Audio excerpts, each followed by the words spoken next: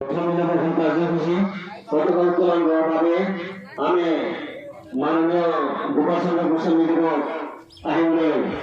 অনুৰোধ জনাইছো। এয়া উদ্বোধক মাননীয় গোপালচন্দ্র গোস্বামীদেব।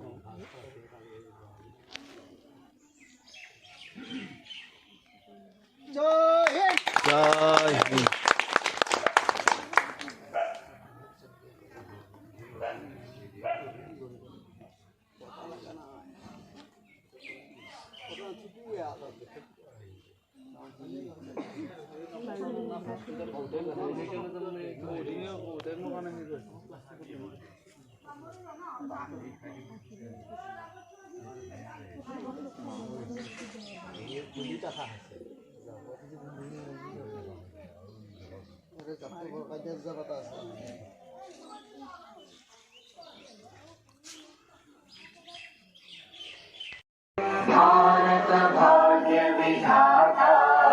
पंजाब सिंध गुजरात मराठा द्राविड़ उत्कल बंगा विंध्य हिमाचल यमुना गंगा उच्चल जलधि तरंगा तव शुभ नामे जागे तव সম্বৰ্ধনা জনাব বৰগাছা-গাৰামছুং উন্নয়ন মঞ্চৰ অন্যতম সদস্য ফাৰুকুদ্দিন চৌধুৰীয়ে।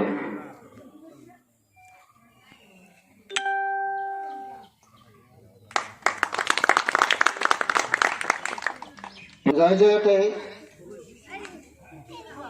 বৰগাছা-গাৰামছুং উন্নয়ন মঞ্চৰ কৰ্মকৰ্তা তথা এই অঞ্চলৰ পুৰুষ মহিলা ল'ৰা ছোৱালী বিদ্যাকে ধৰি সকলোকে ৭৬ সংখ্যক স্বাধীনতা দিৱসৰ মই ৰাষ্ট্ৰৰ হকে উপলক জনাইছোঁ। আমি ইতিমধ্যে গম পাই আহিছোঁ যে টিভি ৰেডিঅ' বা বিভিন্ন প্ৰচাৰ মাধ্যমত আমি যোৱা বছৰটো স্বাধীনতাৰ অমৃত মহোৎসৱ হিচাপে আমাৰ যোৱা ৰাতি নিশা 12 বজালৈকে ৭৫ বছৰ সম্পূৰ্ণ হ'ল আৰু আজি ৭৬ সংখ্যক আমাৰ স্বাধীনতা দিৱসৰ পতাকা উত্তোলন কাৰ্যসূচী। গতিকে এই জেগাতে মই এই যিখন পতাকা উত্তোলন কৰিলোঁ এই পতাকাখন উত্তোলন কৰাৰ ক্ষেত্ৰত যিসকল মহান ব্যক্তিয়ে ভাৰতবৰ্ষক স্বাধীন কৰি থৈ গ'ল, বিভিন্নজনে নিজৰ জীৱন আত্মবলিদান দিলে, সেই শ্বহীদসকলক মই এই পবিত্ৰ মুহূৰ্তত শ্ৰদ্ধাৰে স্মৰণ কৰিছোঁ। তেখেতসকলৰ আত্মাই ভগৱানৰ চিৰশান্তি লাভ কৰক। এই জেগাতে আমি গোটেই ভাৰতবৰ্ষতে এই যিটো অমৃত মহোৎসৱ পালন কৰিছে আৰু আজি 3 দিন ধৰি আমি পালন কৰি আহিছোঁ। আমি ঘৰে ঘৰে পতাকা উত্তোলন কৰিছোঁ। আজি আমি দিৱস হিচাপে পালন কৰিছোঁ, মূল দিৱস হিচাপে। আৰু এই দিৱসৰ আজি সামৰণি পৰিব সন্ধিয়া 5 বজাত। এই 5 বজাৰ লগে লগে ভয়ানক ৰ'দ, স্বাধীনতা দিৱসৰ আমাৰ যি প্ৰহৰ ৰ'দ যেনেকুৱা হৈছে তেনেকুৱাভাৱে চাৰিওফালে প্ৰচাৰো হৈছে। যে নহওক সকলোৰে উজ্জ্বল ভৱিষ্যত কামনা কৰিছোঁ আৰু সকলোৱে দেশৰ প্ৰেমৰ যাতে উদ্বুদ্ধ হৈ একতাৰে মাৰ বান্ধি দেশক আগবঢ়াই লৈ যাব পাৰোঁ। আমাৰ মাজৰ কণ সকলোকে যাতে আমি দেশৰ ভৱিষ্যত নাগৰিক কৰিব পাৰোঁ, এই কথাখিনি সকলোৱে চিন্তা কৰি আগত ৰাখি আমাৰ সাধাৰণ কিছুমান সৰু সুৰা কথাত লাগি নাথাকি সমূহীয়া কামত যাতে একক হৈ আমি কাম কৰিব পাৰোঁ তাৰে কাৰণে মই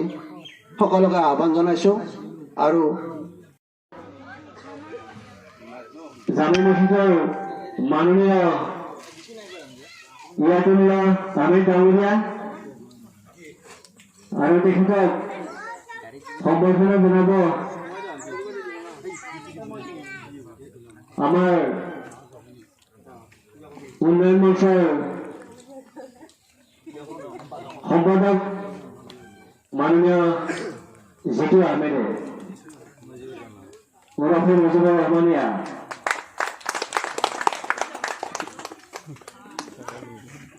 জানাই যিদিনা মানে মক্কাৰ পৰা হীৰা নামৰ পৰ্বতত হজৰত মোহাম্মদে তপস্যা কৰিছিল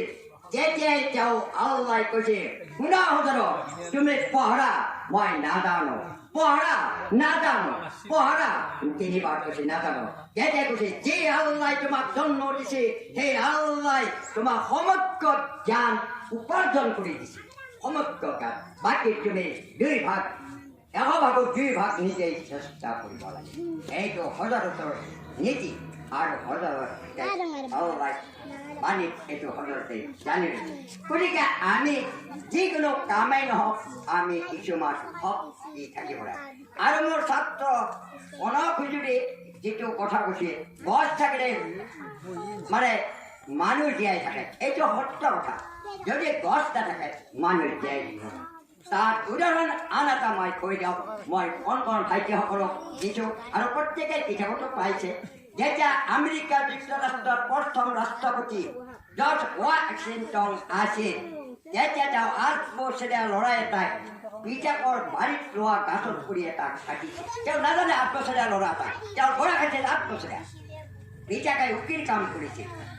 5টা বজাত গাছত ফটো পৰা আহি গাছ বাৰীখন চাই দেখিলে যে এই বাৰীত গছৰ যে কোনে কাটিলে এই মূল্যবান